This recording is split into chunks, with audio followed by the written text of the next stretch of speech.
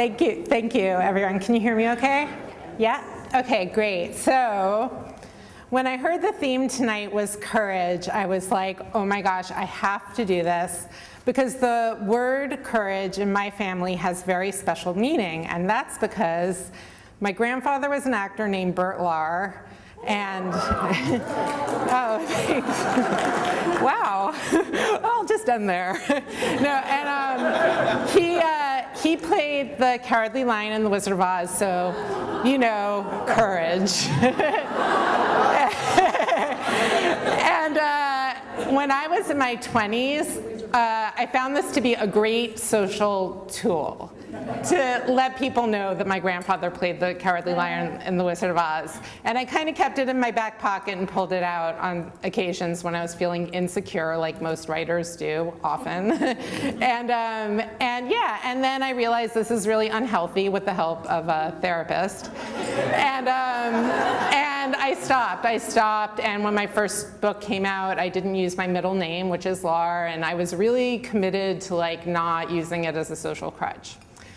I think I found, that was not courageous, by the way. Courage is not using your grandfather as a social tool. But I think I found some real courage in my 30s. About 10 years later, I had a job that I loved. I was a publicist at a book publishing company in New York City.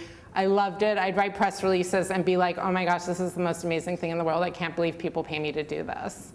And then I turned 36, and a week later I was diagnosed with colorectal cancer, with stage 3 colorectal cancer. By the end of the week, I was on leave from my job. And they were amazing. They told me they were going to hold on to my job for me, take as much time as you need, do your chemo, do your surgeries, your job is here when you come back. And I was like, oh my gosh, thank you. I went, I did chemo. It was as brutal as you can imagine. I did my surgeries. I had a bag hanging off my abdomen. That's an ileostomy, and if you don't know what it is, I'm not going to go into details right now. But it was hard, and it definitely took courage, but I wasn't thinking about having courage. I was just thinking about the next step I was taking walking down the sidewalk. And finally, it was time to go back to work. And I was so grateful that they had held on to my job. And I got on the subway in Park Slope in Brooklyn that morning, and I was terrified. I was so scared. I thought I was going to have a panic attack on the subway. I almost got out of the train, and I didn't, and I went to work.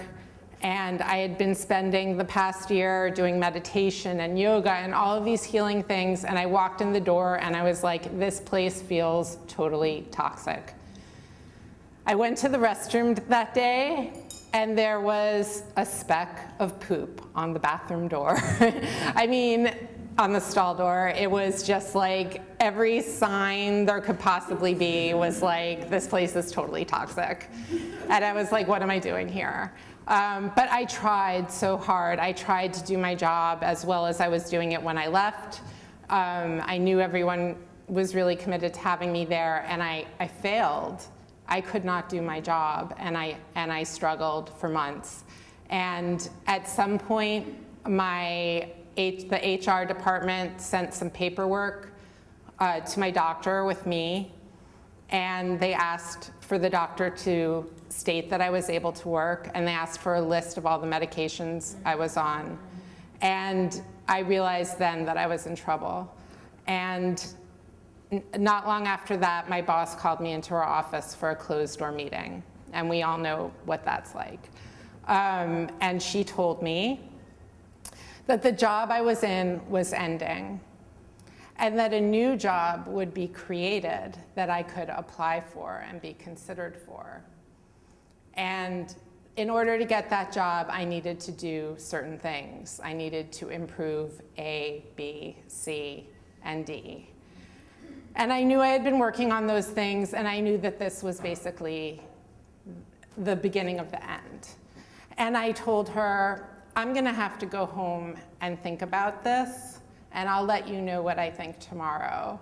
And then I broke down in tears, and I stormed out, And I was running past the HR office, and the HR woman caught me, and she said, let's go back in and speak with your boss. So we sat down, and my boss restated her case, and I said, I think what you're doing is illegal, knowing that it's illegal to let someone go for a disability. And in my head, there was this voice. It wasn't external. I wasn't completely having a breakdown. Thank you. But there was a voice that said, this isn't what you expect to do right now, but you are leaving this job. And I told them that it was illegal, that I would be speaking with a lawyer, and that this was my 2 weeks' notice.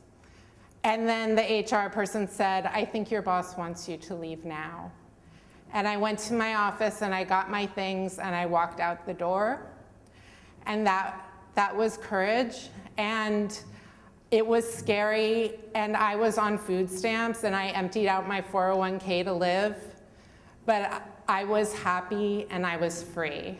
Thank you.